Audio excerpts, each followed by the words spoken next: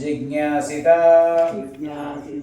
ఆత్మయథార్థ్యా మునేః వ్యాసానుతాత్ అసౌ హిత్వా ఇదం నృప గంగాయాం యస్యాతి అద్దా అకుతః భయం జిజ్ఞాసితాత్మా యదార్ధ్యో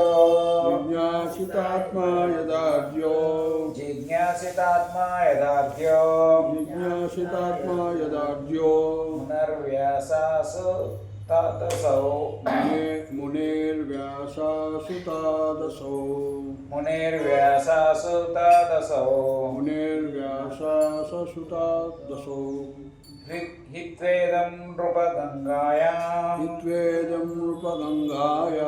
హిత్వేదం నృపగంగాయాం యాస్యాత్యాద్దుఃఖతో భయాత్ కుతో భయం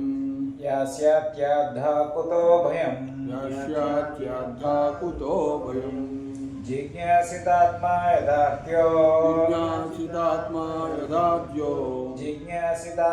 యదార్ధ్యో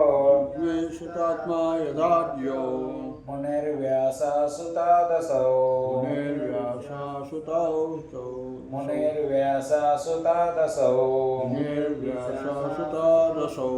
ఇత్వేదం నృపగంగాయాం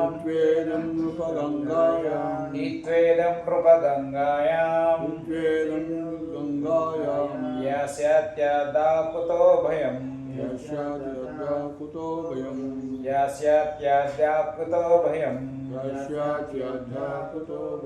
జిజ్ఞాసితాత్మా యథార్ధ్యో మునిర్వ్యాసాసు తదసౌ ఇత్వేదం నృపగంగాయాం యాస్యాత్యాద్దుఃఖతో భయం. భాగవతం 1.12.28 జిజ్ఞాసితాత్మా యథార్ధ్యో మునిర్వ్యాససుతాదసౌ హిత్వేదం నృపగంగాయాం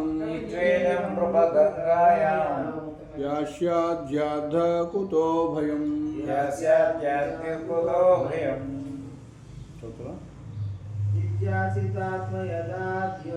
జిజ్ఞాసితాత్మ యదార్ధ్యో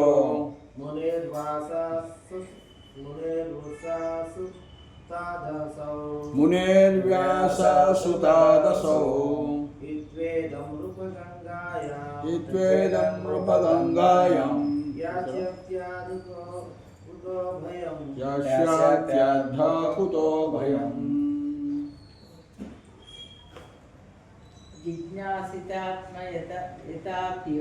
జిజ్ఞాసితాత్మ యథార్ధ్యో మునిర్వ్యాసాసు తదసౌ ఇత్వేదం నృపగంగాయాం యాస్యాత్యాద్దుఃఖతో భయం. జిజ్ఞాసిత ప్రశ్నించి ఆత్మయథార్థ్యః సరియైన ఆత్మజ్ఞానమును మునేః తత్వవేత్త ద్వారా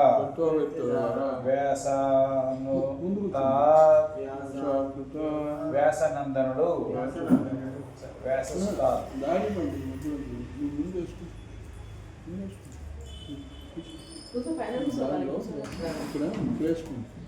వెనక నుంచి పోతారు మనం ముందు అసౌ ఇతడు త్యజించి ఇదం ఈ భౌతిక సాంగత్యమును ఓ రాజా గంగాయాం గంగా నది ఒడ్డున యాస్యతి చేరును అద్దా ప్రత్యక్షంగా అకుతః భయం అభయత్వమును. అనువాదము మరియు భాష్యము శ్రీల ప్రభుపాద వారిచే. శ్రీల ప్రభుపాదకి జై. సరి అయిన ఆత్మజ్ఞానమును గూర్చి గొప్ప తత్వవేత్త అయిన వ్యాససుతిని ప్రశ్నించిన పిదప ఇతడు సమస్త భౌతిక సాంగత్యమును త్యజించి అభయత్వమును సాధించును. భాష్యము. భౌతిక జ్ఞానం అనగా ఆత్మజ్ఞానమును గూర్చి తెలియకపోవట అని భావము. ఆత్మకు సంబంధించిన సరియైన జ్ఞానమును ఆత్మానుభవ జ్ఞానమును సంపాదించుటయే తత్వమనబడును. ఆత్మానుభవ రహితమైన తత్వము కేవలము శుష్క కల్పనయో లేదా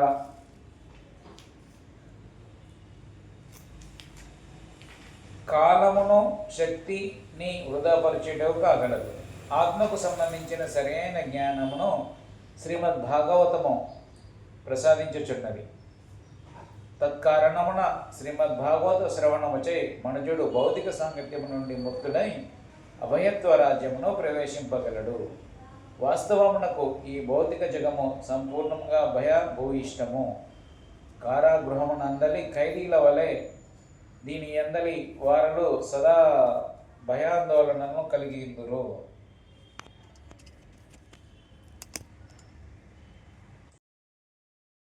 గృహమునందు ఎవరనూ కారాగృహ నియమ నిబంధనలను ఉల్లంఘించలేరు.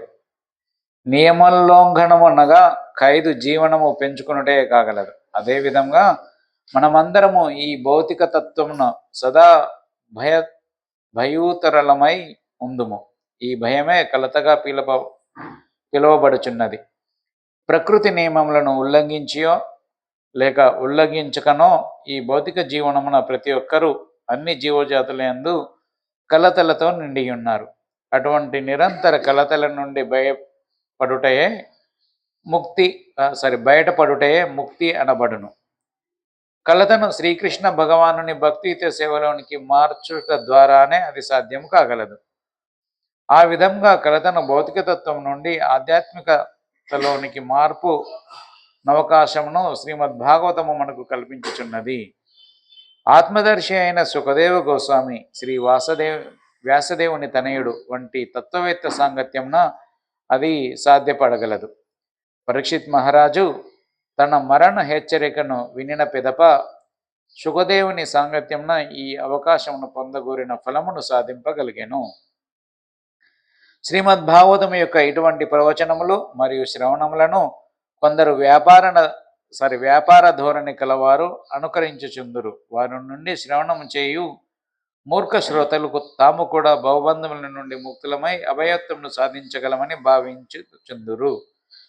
శ్రీమద్ భాగవతము యొక్క అట్టి అనుకరణ శ్రవణము కేవలము హాస్యాస్పదమే కాగలదు. కనుక తమకు గల భోగానుభవ వ్యవస్థను పోషించుటకై ధనలోభులైన వారిచే నిర్వహించబడు అట్టి భగవత్ సప్తాహ కార్యముచే ఎవ్వరనూ మోసపోరాదు. ఓం అజ్ఞానతిమిరంధస్య జ్ఞానాంజనశలాకయా చక్షురున్మిళితం యేన తస్మై శ్రీ గురవే నమః. శ్రీ చైతన్య మనోభీష్టం స్థాపితం యేన భూతలే స్వయం రూప కదా మహ్యం దదాతి స్వపదాంతికం. వందేహం శ్రీగురుం శ్రీయుతపదకమలం శ్రీగురూన్ వైష్ణవాంశ శ్రీరూపం సాగ్రజాతం సహగణ రఘునాథాన్వితం తం సజీవం సాద్వైతం సావధూతం పరిజన సహితం కృష్ణ చైతన్య దేవం శ్రీ రాధా కృష్ణ పాదాన్ సహగణ లలిత శ్రీ విశాఖాన్వితాంశ. హే కృష్ణ కరుణా సింధో దీనబంధో జగత్పతే గోపేశ గోపికా కాంత రాధాకాంత నమస్తుతే. తత్వకాంచన గౌరాంగి రాధే వృందావనేశ్వరి సుతే దేవి ప్రణమామి హరిప్రియే. వాంఛాకల్పతరుభ్యశ్చ కృపా సింధుభ్యయేవ చ పతితానాం పావనేభ్యో వైష్ణవేభ్యో నమో నమః. నమో ఓం విష్ణుపాదాయ కృష్ణప్రేష్ఠాయ భూతలే శ్రీమతి భక్తి వేదాంత స్వామి నితి నామినే హే సారస్వతీ దేవి గౌరవాణి ప్రచారిణే నిర్విశేష శూన్యవాది పాశ్చాత్య దేశతారిణే. జయ శ్రీ కృష్ణ చైతన్య ప్రభు నిత్యానంద శ్రీ అద్వైత గదాధార శ్రీవాసాది గౌరభక్త వృంద. హరే కృష్ణ కృష్ణ కృష్ణ హరే హరే హరే రామ రామ రామ హరే హరే. హరే కృష్ణ. అందరికీ స్వాగతం. శ్రీమద్భాగవతంలోని ప్రథమ స్కందం నుండి అధ్యాయం 12 శ్లోకం 28 మనం ఈరోజు ప్రభుపాదుల వారి భాష్యాల ద్వారా అర్థం చేసుకునే ప్రయత్నం చేస్తున్నాం. సో ఇక్కడ ప్రభుపాదుల వారి భాష్యంలో 2 విషయాలని తెలియజేయడం జరిగింది. ఒకటి, ఎవరి నుంచి వినాలి అని అనేసి, శ్రవణం ఎవరి నుంచి శ్రవణం చేయాలి అని అనేసి. రెండవది వచ్చేసి ఆ శ్రవణం చేయడం వల్ల కలిగేటువంటి లాభం ఏంటిది అని అనేసి. సో ఈ శ్లోకంలో మునేర్ వ్యాస సూత దశౌ అనే విషయం ఇక్కడ తెలియజేయబడింది అన్నమాట. అంటే తత్వానికి సంబంధించినటువంటి జ్ఞానాన్ని ఎవరి నుంచి వినాలంటున్నారు? వ్యాససుతుడు లేదా మునుల నుంచి వ్యాసుని యొక్క సుతుడైనటువంటి శుకదేవ గోస్వామి ద్వారా వినాలి అంటున్నారు. సో పరీక్షిత్ మహారాజుకి ఒక శాపం, బ్రాహ్మణ బాలునిచే శాపం కలిగింది. అయితే పరీక్షిత్ మహారాజు కావాలనుకుంటే ఆయన రాజు ఈ ప్రపంచానికే చక్రవర్తి కాబట్టి ఆ బాలుణ్ణి పిలిపించేసి తిరిగి ఆ శాపాన్ని ఉపశమించే విధంగా, లేకుంటే తిరస్కారం పొందే విధంగా చేసి ఉండొచ్చు.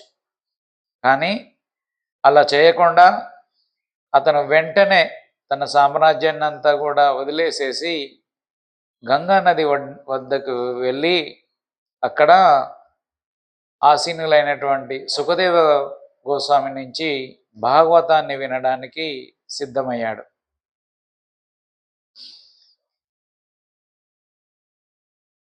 సో ఇది ఇంత ఆసక్తి ఉండాలి. మృత్యువు రాబోతుంది అన్న సమయంలో ఇంకా నేను బ్రతకాలి 10 ఏళ్ళు 50 ఏళ్ళు, తర్వాత నా భార్య పిల్లలు వాళ్ళ బాగోగులు చూడాలి అని ఏదో ఒక విధంగా సమయాన్ని పొందాలి అని భావించడం కాదు. ఏం చేయాలి? ఆ క్షణానికి అవన్నీ వదిలేసేయాలి. ఇది నిజమైనటువంటి తపస్సు ద్వారా పొందేటువంటి ఒక లక్షణం అన్నమాట. ఇప్పటికిప్పుడు మనం ఏదైనా వదిలేయగలవా?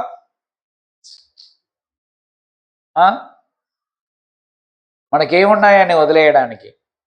ఒక చిన్న ఇల్లు, ఒక కారు, లేకుంటే ఒక బండి, చిన్న ఉద్యోగం, తర్వాత భార్య పిల్లలు, బంధువులు, మిత్రులు, ఇవేవి కూడా వదులుకోవడానికి సిద్ధంగా లేము. అలాంటిది ఈ ప్రపంచానికి చక్రవర్తి అయినటువంటి ఆయన దగ్గర ఏమున్నాయి? రాజ్యం ఉంది, సంపదలు ఉన్నాయి, సేవకులు ఉన్నారు,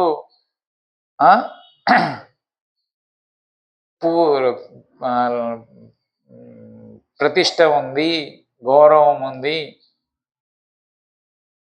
అందరూ గౌరవిస్తారు కదా చక్రవర్తిని. ప్రపంచంలో ప్రతి ఒక్కరూ గౌరవిస్తారు. ఇవన్నీ వదిలేసేసి ఏం చేశాడు? క్షణకాలంలో నది ఒడ్డున కూర్చున్నాడు, గంగా నది ఒడ్డున. సో ఈ పరీక్షిత్ మహారాజు యొక్క జీవితం నుంచి మనం ఇది నేర్చుకోవాలి. అన్నీ వదిలేసేయాలి. కానీ ఏం చేస్తాం? అన్నీ సంచులన్నీ మూట కట్టుకొనే ఉంటాం అన్నమాట. భద్రంగా వాటిని ఎప్పుడు వాడం. మన జీవితం, మన ఇంట్లో ఉన్న వస్తువులలో ఏ వస్తువులు వాడదాం? 4 జతల బట్టలు, రోజు వంట వండడానికి గిన్నెలు, 4 గిన్నెలు. కానీ మన ఇంట్లో ఏముంటాయి? ఇంటి నిండా సామానే ఉంటుంది.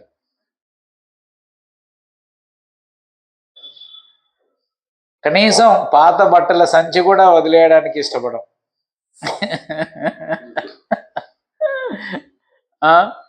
ఆ సంచి, ఆ బట్టలు కూడా ఎప్పుడు అవసరం వస్తాయో, ఏది అవసరం వస్తాయో అనేసి.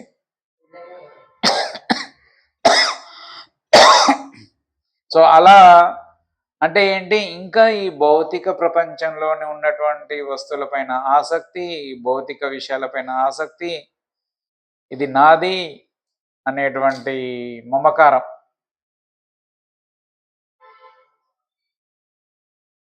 సో ఇలా నాది లేకుంటే దీని యొక్క పర్యవసానం ఏంటంటే మనం గ్రీడీనెస్ అంటే లోభానికి దారి తీస్తున్నాడు, లోభం వైపు వెళ్తున్నట్లు. లోభం అంటే ఎక్కడికి వెళ్తాం తర్వాత?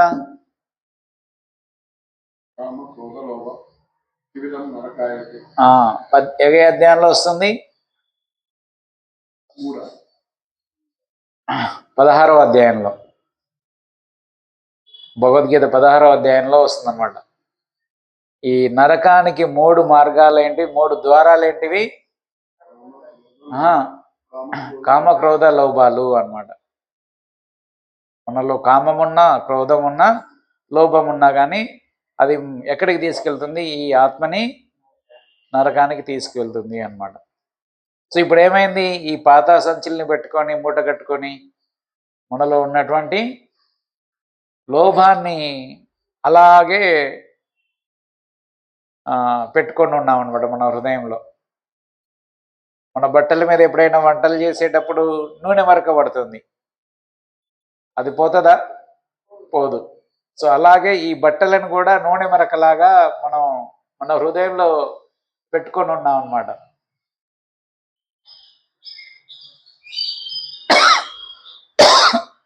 అంటే మనం ఎటువైపు వెళ్తున్నామని అర్థం చేసుకోవాలి, నరకం వైపు వెళ్తున్నామని. కానీ పరీక్షిత్ మహారాజ్ ఏం చేశాడు? వెంటనే వచ్చి అక్కడ కూర్చొని భాగవతం వినడానికి ఉన్నారు. సో ఎంతమంది భక్తులనండి, లేకుంటే ఎంతమంది ఈ విధంగా వచ్చేసి ఇక నేను నెక్స్ట్ 10 రోజులు, వారం రోజులు భాగవతమే వింటాము అనే వాళ్ళు ఎవరన్నా ఎంతమంది ఉన్నారు?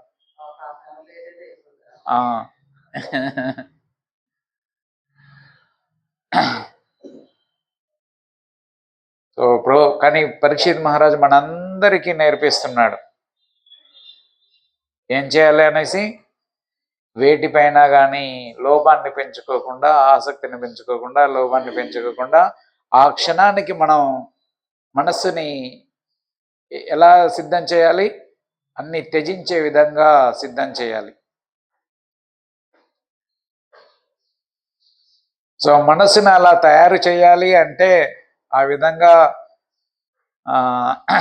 ప్రిపేర్ చేయాలన్నా, సిద్ధం చేయాలన్నా కానీ ఏం చేయాలి? సాధన, భక్తి. సో 6వ అధ్యాయంలో వస్తుంది, మన చంచలై మన కృష్ణ అనేసి. సో మన మనస్సు చాలా చంచలమైనటువంటిది, వాయువునైనా కానీ నియంత్రించవచ్చు, కానీ మనస్సును నియంత్రించడం కష్టం అని అనేసి. సో తర్వాత శ్లోకంలో కృష్ణుడు అంటాడు, ఎస్, నువ్వు అన్నట్లుగా మనసుని నియంత్రించడం కష్టమే, కానీ దాన్ని కూడా ఎలా నియంత్రించవచ్చు అంటే అభ్యాసేన వైరాగ్యం. సో 2 అభ్యాసము, వైరాగ్యం మనలో పెంపొందించుకున్నట్లయితే అప్పుడు మన మనసుని నియంత్రించవచ్చు అని అనేసి అంటాను. సో దేనిపైన అభ్యాసం చేయాలి అంటే ఆధ్యాత్మిక విషయాలపైన అన్నమాట. సో ఈ ఆత్మకు సంబంధించినటువంటి జ్ఞానం, మనం ఏంటి అంటే ఈ జీవుడేంటి, ఈ ప్రకృతి ఏంటి, భగవంతుడేంటి, ఈ వీటికి సంబంధం ఏంటి, ఎందుకు మనం ఇక్కడ ఈ భౌతిక ప్రపంచంలో ఆ, ఆ, భయపడుతున్నాం. ఇంకొక విషయం అన్నమాట ఇక్కడ చెప్పిన విషయం ఏంటి, భయం. ఎప్పుడు కూడా ఎలా జీవిస్తున్నాం, భయంతో జీవిస్తున్నాం. భాగవతంలోనే వస్తుందన్నమాట, మరణించే సమయంలో ఆ, ఎవరు అందరూ చాలా బాధపడుతూ మరణిస్తారనమాట. ఎప్పుడైనా చూసారా చనిపోయే వ్యక్తుల్ని? అంటే రేపో మాపో చనిపోయే వాళ్ళు కానీ, లేకుంటే ఇంకొక వారం రోజులలో చనిపోయే వాళ్ళని కానీ చూసారా ప్రభు దగ్గరుండి? సో నేను కొన్ని సందర్భాలలో చూసా అనమాట. ఉలిక్కి పడతారు. అప్పటి వరకు ఉండేసి "ఓ, ఏమైపోతుంది" అని అనేసి, లేకపోతే ఆ, ఎన్నో బాధలు ఉంటాయి, చెప్పుకోరాని చెప్పలేనివి బాధలు, మానసికంగా, శారీరకంగా. చనిపోయేటప్పుడు 40,000 ఇల్లు 10,000 తేళ్లు కుట్టేంత నొప్పి ఉంటుంది అనమాట. 10,000. ఒకటే ఉంటేనే ఆ, అంత సో ఆ, ఎంతో భయం అన్నమాట. ఇప్పుడు ఎందుకు ఆ భయం అంటే, లేదా అలాంటి స్థితి ఎలా ఎందుకు వస్తుందంటే, మామూలుగా మనం గమనించవచ్చు. చిన్నగా ఉన్నప్పుడు హాస్టళ్లలో చదివించేవాళ్ళు. సో సెలవులకి నుంచి స్కూల్కి వెళ్ళాలి అంటే బాధ. హాస్టల్లో కాకపోయినా ఇప్పుడు పండగ తర్వాతకి పిల్లల్ని స్కూల్కి పోరా అంటే వాడికి ఒక ఆ, భయం, బాధ అన్నమాట. ఎందుకు ఇన్ని రోజులు ఇక్కడ ఆనందంగా గడిపాడు కాబట్టి. సో ఇప్పుడు అది వదిలేసి మళ్ళీ సాయంత్రానికి వచ్చేస్తాడు ఇంటికి. కానీ ఆ 2-3 రోజులు పోవాలంటే భయం, ఏడుపులు ఆ, ఇవన్నీ ఉంటాయి. సో చిన్నప్పుడు హాస్టల్లో వేసినప్పుడు మళ్ళీ 3 నెలల దాకా ఇంటికి వచ్చేది ఉండదు అనమాట. సో కాబట్టి ఆ ఇల్లు వదిలి అక్కడ ఇంట్లో పెట్టే భోజనాలు అవన్నీ వదులుకొని స్కూల్కి వెళ్ళాలి కాబట్టి ఒక బాధ ఉండేది. మళ్ళీ తిరిగి వస్తాం, అది వేరే విషయం అనుకోండి. కానీ ఇప్పుడు ఏంటి, మృత్యు అయినప్పుడు, మృత్యు వచ్చినప్పుడు ఏంటి, మళ్ళీ తిరిగి ఇక్కడికి వస్తామా? మళ్ళీ తిరిగి రాం. సో మన జీవితాంతం 40 సంవత్సరాలు 50 సంవత్సరాల పాటు ఎంతో కష్టపడి సంపాదించి, లేకుంటే నానా చేతనో అది మన పేరు మీద రాపించుకొని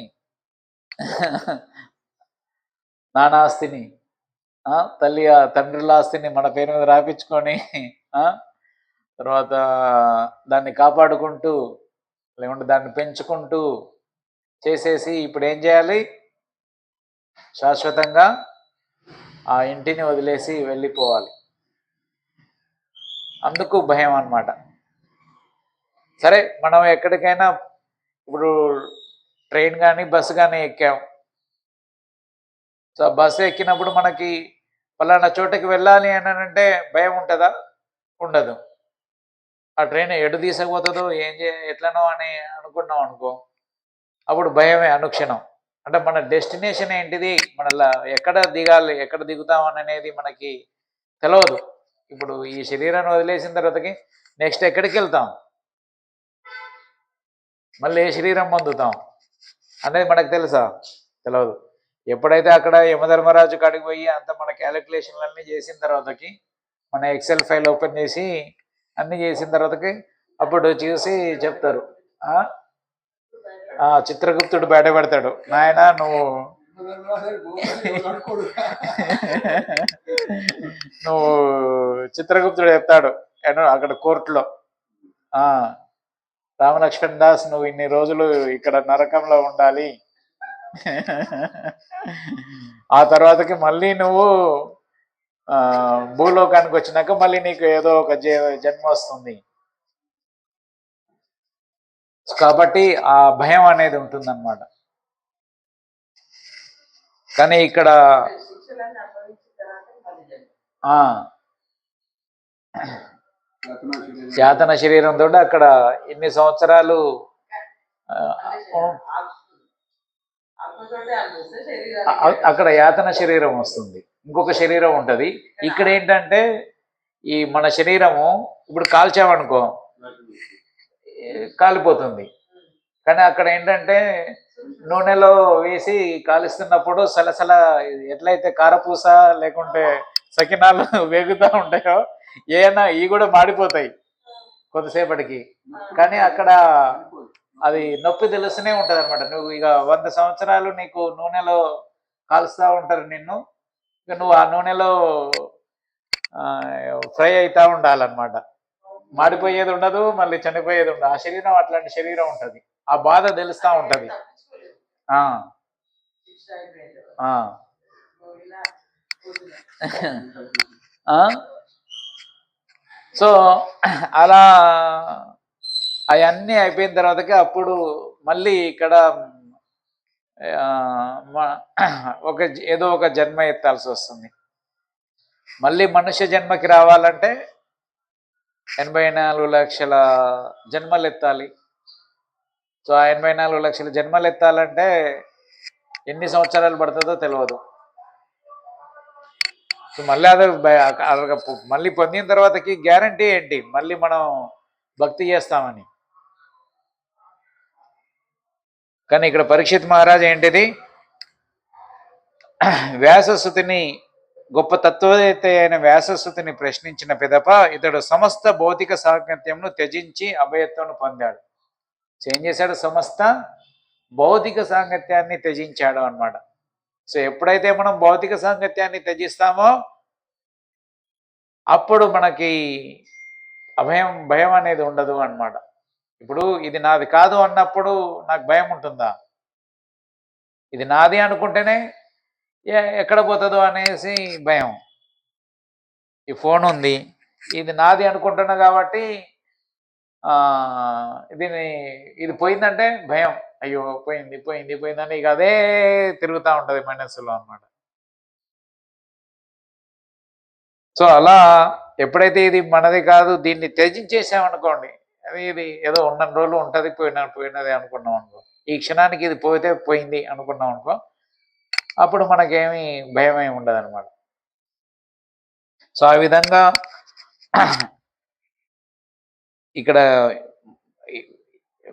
కేవలం భౌతిక సాంగత్యాన్ని త్యజించడం కాదు, సరి అయిన ఆత్మజ్ఞానంను గూర్చిన గొప్ప తత్వవేత్త అయిన వ్యాససూతిని ప్రశ్నించిన పిదప.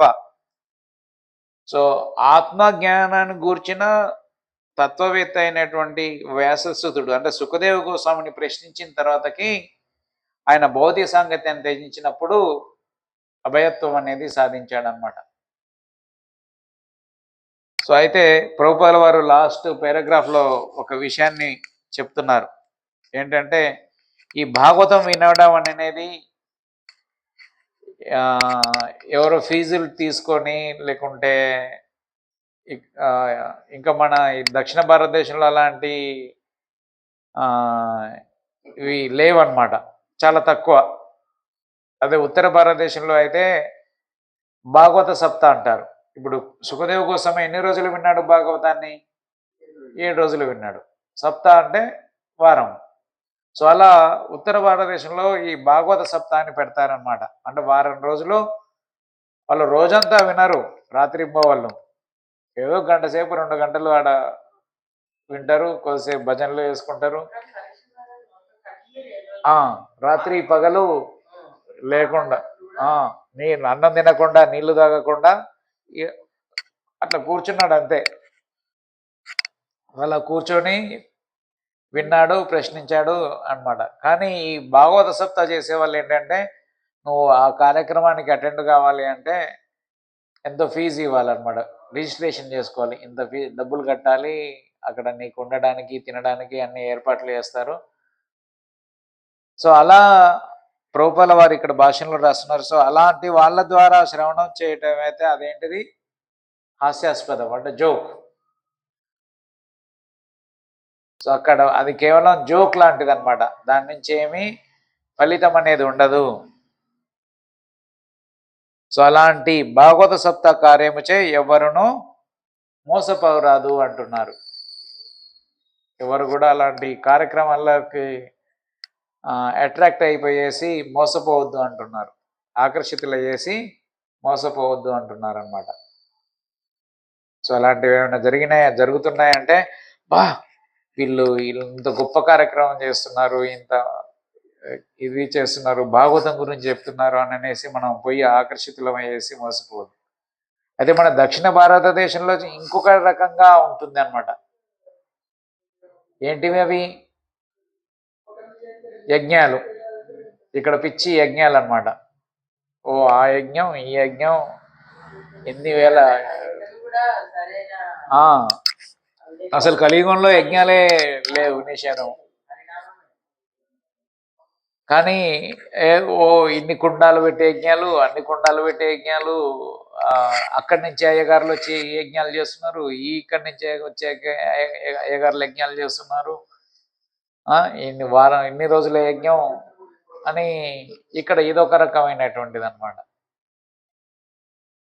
సో ఇవన్నీ కూడా ఏంటివి? ఈ కలియుగంలోకి సంబంధించినవి కదా, ఈ మోసపూరితమైనటువంటివి అనమాట.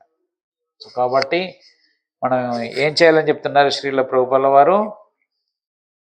శ్రీమద్ భాగవతం నుంచి శ్రవణం చేయాలి. సుఖదేవ గోస్వామి ఇచ్చినటువంటి శ్రీమద్ భాగవతాన్ని ఎప్పుడైతే మనం వింటామో అప్పుడు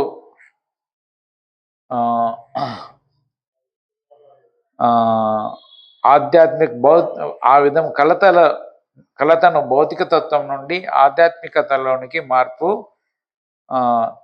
సవకాశమును శ్రీమద్ భాగవతం మనకు కల్పించుచున్నది. సో మనకు ఉన్నటువంటి భయాలు కలతల నుంచి శ్రీమద్ భాగవతము ఒక అవకాశాన్ని కల్పిస్తుంది అన్నమాట. ఆధ్యాత్మిక లోకానికి కావాల్సినటువంటి మార్పుని. ఓకే, సో కాబట్టి మనం ప్రతిరోజు ఈ శ్రీమద్ భాగవతము, భగవద్గీత, ఆధ్యాత్మిక గ్రంథాలు, రామాయణం, మహాభారతం ఇవన్నీ కూడా చదువుతూ ఉండాలి. సో ఎక్కడ చూసినా కానీ, ఒక గ్రామం కానీ తీసుకోండి, ఒక పట్టణం కానీ తీసుకోండి, లేకుంటే ఒక పెద్ద సిటీ కానీ తీసుకోండి,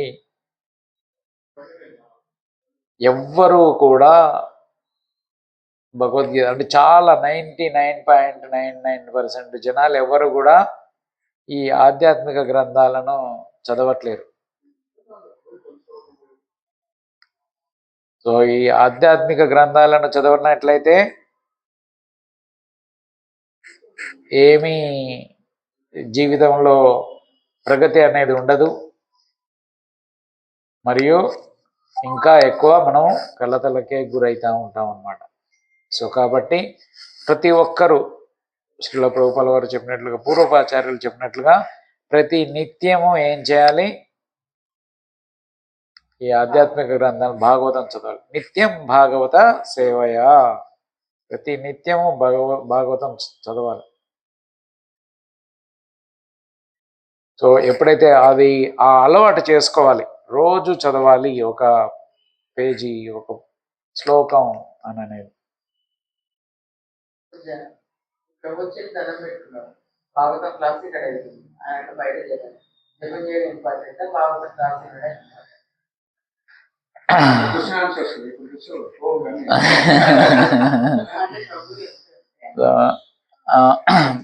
భాగవతం అదే చదవాలన్నమాట, ప్రతిరోజు కూడా చదవాలి. సో ఎప్పుడైతే ఇది భాగవతం చదువుతామో అప్పుడే మన జీవితంలో కలతలు లేకుండా ఉంటాయి. సో కాబట్టి ప్రతి ఒక్కరు కూడా భాగవతం చదవాలనేసి మనకు ఆచార్యులు ఆదేశిస్తున్నారు అన్నమాట. హరే కృష్ణ. సో భాగవతం క్లాస్ వినడం ముఖ్యమా, జపం చేయడం ముఖ్యమా అంటే రెండు ముఖ్యమే. కానీ ఏ టైంలో ఏది చేయాలి అని అనేది ఉండాలి అన్నమాట. సో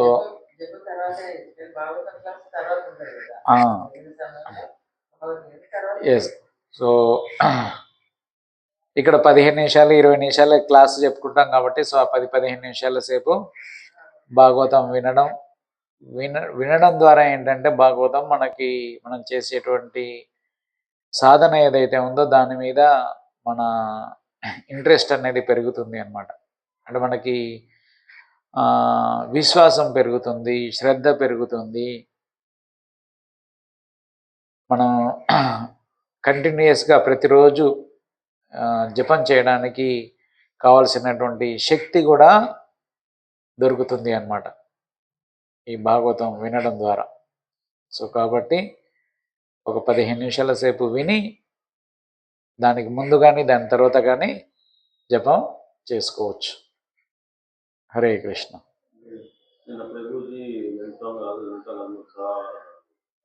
వినడం చదవడం రెండు ఒకటే.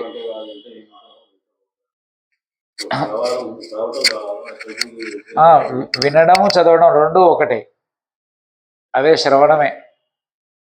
విన్నా కానీ చదివినా కానీ ఒకటే అన్నమాట. సో అది సపరేట్ వేరే కాదు. అంటే నేను ఓన్లీ వింటాను, నేను ఓన్లీ చదువుతాను అనేది కాదు. రెండు ఒకటే యాక్టివిటీ, ఒకటే కార్యం. అది సపరేట్గా చూడొద్దు అనమాట.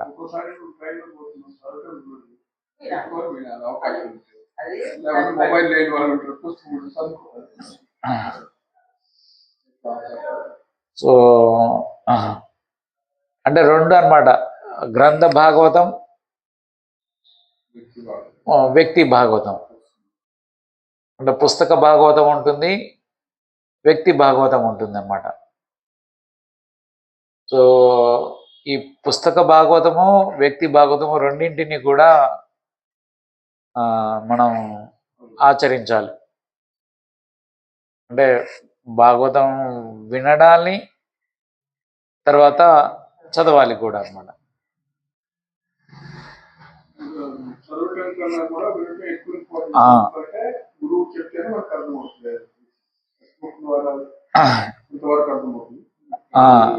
ఇప్పుడు వామ్మో, నరకం అనేది ఉందా అంటావేంటి?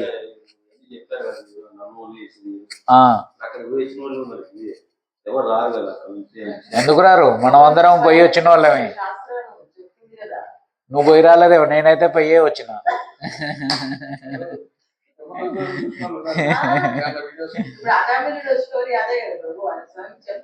అన్నీ మనం చూస్తేనే నమ్మవు నాయన. గాలి మనం చూస్తున్నావా, నమ్ముతున్నావా గాలి ఉందని? సో అలా అన్నమాట. అన్ని మనం కళ్ళతోటి చూస్తేనే నేను నమ్ముతాను అనేది కాదు. లేకుంటే ఎవరైనా పోయి వచ్చితేనే నమ్మినట్టు కాదు. రెండు రకాలైనటువంటి జ్ఞాన సముపార్జన ఉంటుందన్నమాట. రెండు కాదు, 3, అది 10 రకాలు. 10లో 3 అంటే అన్నిటినీ ఏమంటారు, కన్సాలిడేట్ చేస్తే అవి 3 కిందికి వస్తాయి అన్నమాట. ప్రత్యక్ష, అనుమాన, శబ్ద, ప్రమాణం అన్నమాట. అంటే జ్ఞానాన్ని ఈ 3 విధాలుగా పొందొచ్చు. సో ప్రత్యక్షం అంటే మనం చూసిందే నమ్మడం. అనుమానం ఏంటిది? రాత్రి చీకట్లో నువ్వు ఒక తాడుని తగిలావు, పాము అనుకుంటావు, లేదా పామును తగిలావు, తాడు అనుకుంటావు. కానీ అప్పుడు వచ్చినటువంటి జ్ఞానం, నీకు ఏదైతే కొద్ది జ్ఞానం వచ్చింది, కానీ ఆ జ్ఞానం సరైనది కాదు. అలాగే ప్రత్యక్షంగా కూడా పొందేటువంటి జ్ఞానం ఏదైతే ఉంటుందో అది అన్నిసార్లు నీకు సరైన జ్ఞానాన్ని ఇవ్వదు. ఎందుకంటే మనకు ఉన్నటువంటి ఇంద్రియాలు అనేవి, వాటి యొక్క శక్తి అనేది నియమితమైనటువంటిది. నీకు కంటికి దగ్గరగా ఉన్నది కనిపిస్తుందా? కనిపించదు. కంటికి దూరంగా ఉన్నది కనిపిస్తుందా? కనిపించదు. అంత మాత్రాన అది లేదన్నట్ట కాదు కదా. కానీ శబ్ద ప్రమాణం ఏదైతే ఉందో అది గురు శిష్య పరంపర ద్వారా వస్తున్నటువంటి జ్ఞానం కాబట్టి, నాలెడ్జ్ కాబట్టి అది ప్రామాణికమైనటువంటిది. అది మనం విశ్వసించదగిలింది. అది ఎప్పటికీ కూడా మారదు. ఇప్పుడు లైట్ వేస్తే అక్కడ మనం అనుకున్నటువంటిది, మనం పొందినటువంటి జ్ఞానం తెలుస్తుంది. మనం నిజమైన జ్ఞానాన్ని పొందామా, అనుమాన ప్రమాణంలో మనం పొందినటువంటి జ్ఞానం ఎలాంటిది అని అనేది మనకు తెలుస్తుంది. సో ఒకసారి అది పాము కావచ్చు, ఒకసారి తాడు కావచ్చు. సో అది కరెక్ట్ అయినటువంటి జ్ఞానం కాదు. సో ఎప్పుడైతే ఈ గురువుల ద్వారా, ఆచార్యుల ద్వారా విన్నటువంటి జ్ఞానం ఏదైతే ఉందో అది ఇంకా దాంట్లో అనుమానం ఏమి అంటే అది తప్పు కాదనమాట. ఉదాహరణకి 2 ఎగ్జాంపుల్స్ ఇస్తారు శ్రీల ప్రభుపాల వారు. ఒకటి, ఏ జంతువు యొక్క, జీవి యొక్క మలమైనా కానీ, అంటే ఇది ఏంటిది, అశుచం, అంటే శుభ్రమైనది కాదు. కానీ శాస్త్రంలో ఏం చెప్తుంది, ఆవు యొక్క పేడ అనేది శుభ్రము అని అనేసి చెప్తుంది.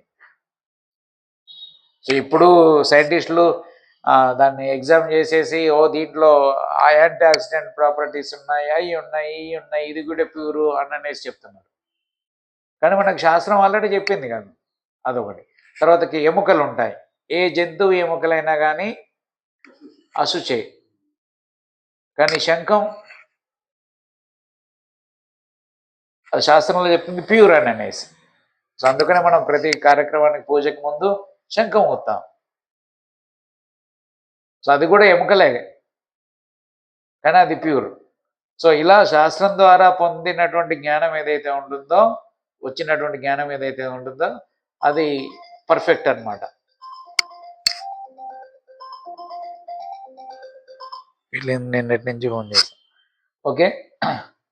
సో కాబట్టి మనం నరకం ఉందా, ఎవడు పోయి వచ్చిండు, ఎవడు పోయి రాలేదు అని మనం అజ్ఞానంలో మూర్ఖంగా ఉన్నామంటే రేపొద్దున మనల్ని కూడా తీసుకుపోతారు.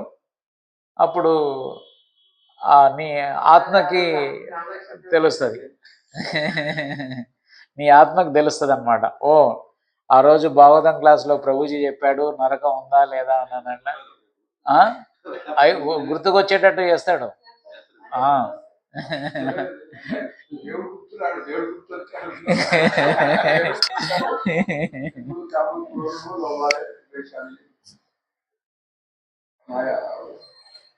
ఓకే. సో మనకి తెలవనంత మాత్రాన అది లేదు అనుకోవడం కాదు.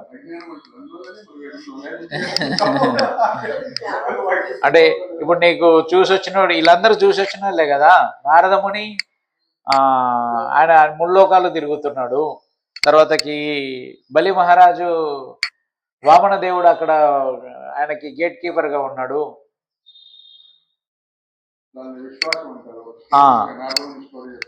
బ్రాహ్మణుడు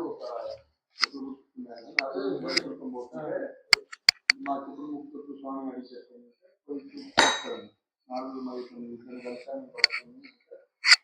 అంటే వాళ్ళు వాళ్ళకి ఒక ప్రశ్న వేస్తాను, కామెంట్ చేస్తున్నారు, పూరికర్జం ట్రైనింగ్ చూస్తున్నారు, సరే చెప్తారు, చెప్పారు వచ్చి పోయించాను వస్తుంది. బ్రాహ్మణుడికి ఏం చెప్పంటే బ్రాహ్మణుడు టైం వస్తుందని చెప్పారు. చెప్పులు కుట్టింది వచ్చేస్తుంది. స్వామి అంటే వాళ్ళు అడిగినప్పుడు తెలుస్తుంది ఆన్సర్. బ్రాహ్మణుడికి వచ్చి ఎలా పోయించామండి. మరి స్వామి ఏం చేస్తున్నారు అంటే, ఈ స్వామి మన మంచిగా అద్భుత వచ్చి ఏనుగు చూస్తుంది. అసలు అంతా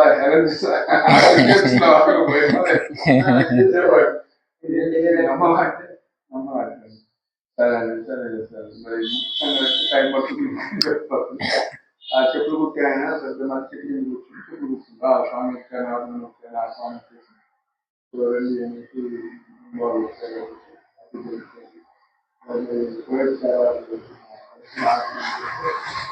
ఏం చేస్తున్నారు స్వామి శుద్ధి దగ్గర వాళ్ళకి ఏమి చూస్తుందో మహాత్ములు ఏమీ చూస్తున్నారు ఏమైంది అనుకున్నా అంటే నేను కూర్చున్నా దాన్ని చేసి ఒక్కొక్క వీధిలో వృక్షాలే మరీ చెట్టు చిన్న పెట్టాను. కానీ విశ్వాసం అంటే గురువు యొక్క మాట మీద, కష్టం యొక్క వచ్చిన స్వామి యొక్క మాట మీద ఆయన నమ్మకం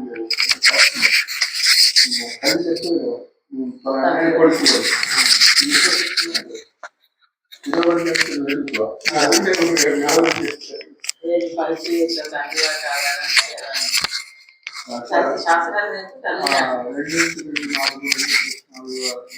2 ప్రశ్న లేవు కదా అక్కడ. లుకవుగా వింటేనే నెక్స్ట్ స్టేజ్కి వస్తాం.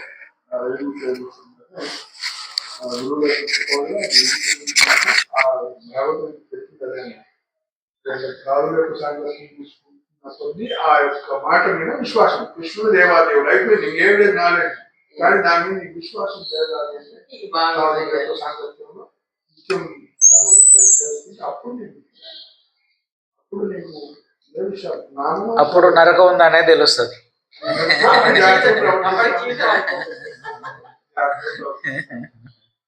ఓ భాగవత 5వ స్కందంలో వస్తుందన్నమాట ఇవన్నిటి గురించి వర్ణన. సూర్యుడు, చంద్రుడు, ఈ స్వర్గలోకాలు ఎట్లా ఉన్నాయి, నరకాలు ఎట్లా ఉన్నాయి, ఏ శిక్ష ఏ తప్పు చేస్తే ఏ నరకలోకానికి పోతారు, అక్కడ ఏ శిక్ష ఉంటుంది అనేవన్నీ 5వ స్కందంలో వివరించిండ్రు. ఇంకా కావాలంటే గరుడ పురాణం చదువు.